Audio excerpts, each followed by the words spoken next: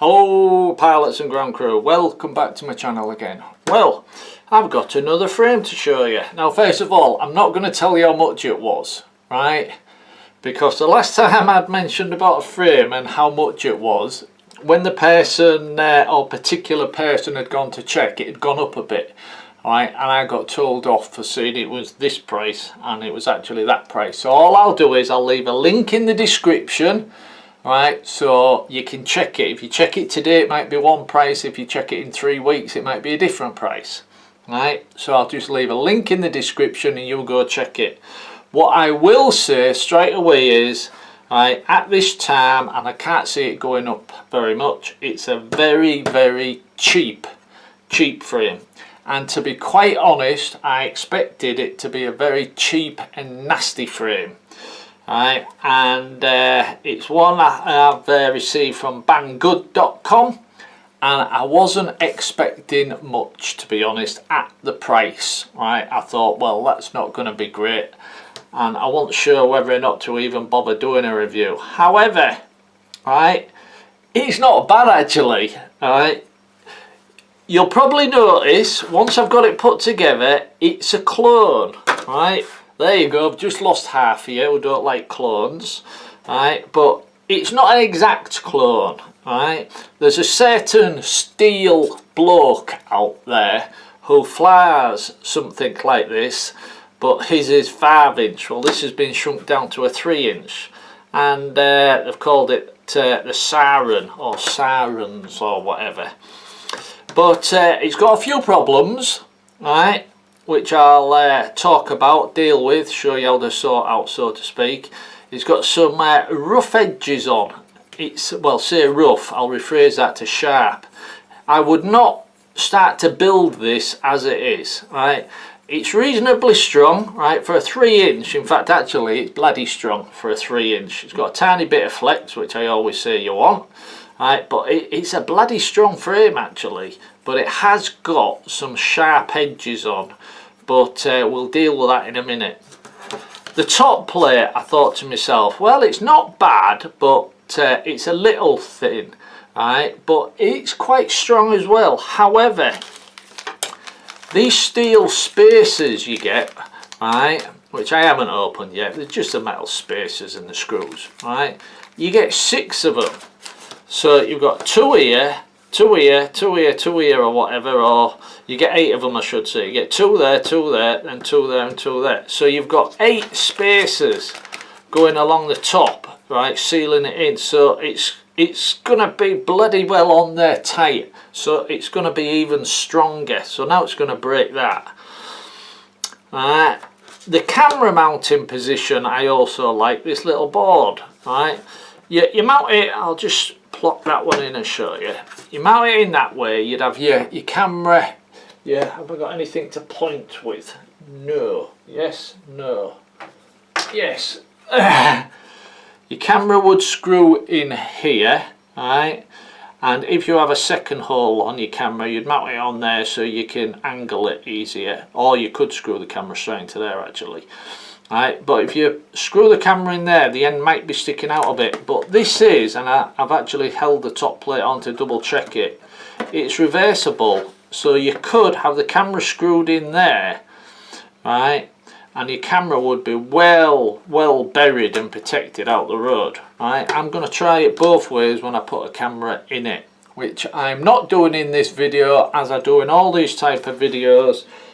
What I like to do is show you the frame, put it together loosely, and then on another video put all the electrics and components in it and give it a maiden.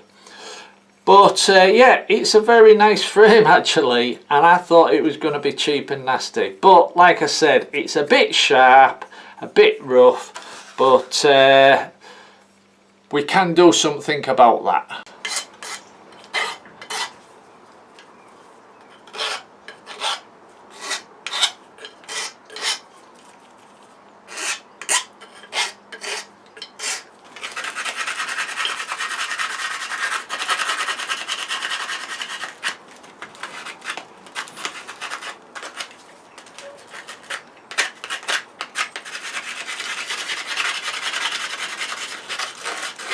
Well, there you go then, pilots.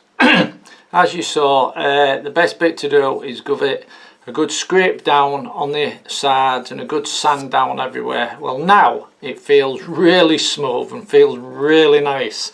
If somebody had said to me this frame cost 20 quid and they just handed me it, I'd feel it, I'd play with it, I'd have a look at the carbon. If I didn't pay too much attention, because it's not a super high grade carbon, but you might think, well, yeah, 20 quid's fine. Well, it's a lot less than that.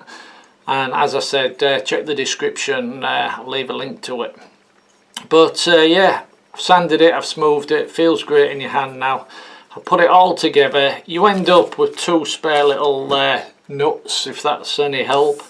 But as I said, you got 2, 4, 6, 8 nuts on the top, which makes that top plate extremely strong. You could have this as a top mounting battery if you wanted. Right, but I'll probably do it as a bottom mounting battery, and I might even on there, because there's plenty of room on this, I may even try and connect up one of them little I ain't got one handy, one of them little FPV HD Firefly Hawkeye Firefly or whatever it's bloody called, HD camera. But yeah, it's I thought it were hands up, I thought, well, that'll be a bit crap. Right, but in all fairness, it's a bloody good frame actually. It feels quite nice. If you compare it to the build I did, well, I say build, the review I did of this Foster frame a couple of weeks ago now, you saw the Maiden recently, this flies really well. It's a little bit longer as you look at it from the top, right, if I can somehow, I don't know if you'll be able to compare it that way. This is a little bit longer anyhow. I'll tell you what, if I put that on the back end, you'll see that bit sticking out there. Yeah, it's a little bit longer, so that's why I thought I might be able to get a HD camera quite easy on there. This was only a 2.5mm arm thickness, whereas this is a 3mm, so the arm's thicker. The carbon fibre is the same type of carbon fibre, like a low quality, but because it's thicker, just put that one down again. Because it's thicker on the base, the arms and everything, it's a lot stronger. Now, as for mounting your flight control boards, if you're interested, you just use a 1.5 hex driver. That's all you need to put it together. All the screws are exactly the same size, so it's a piece of pea. I think this took me about 5 minutes to put it together, to put the screws in.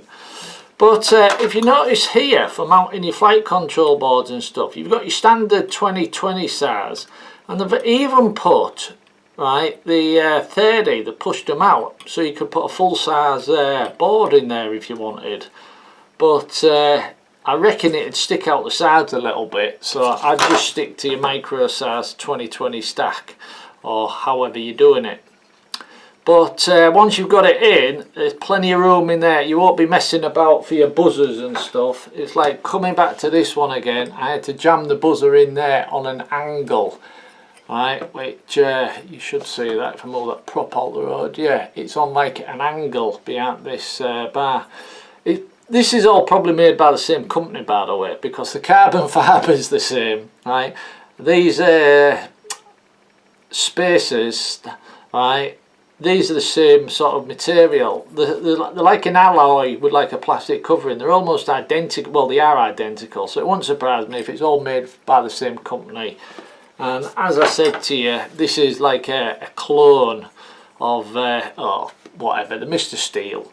Right? I was going to try and be cryptic, but who cares? There'll be people who'll look at it and say Mr. Steel flies one of them.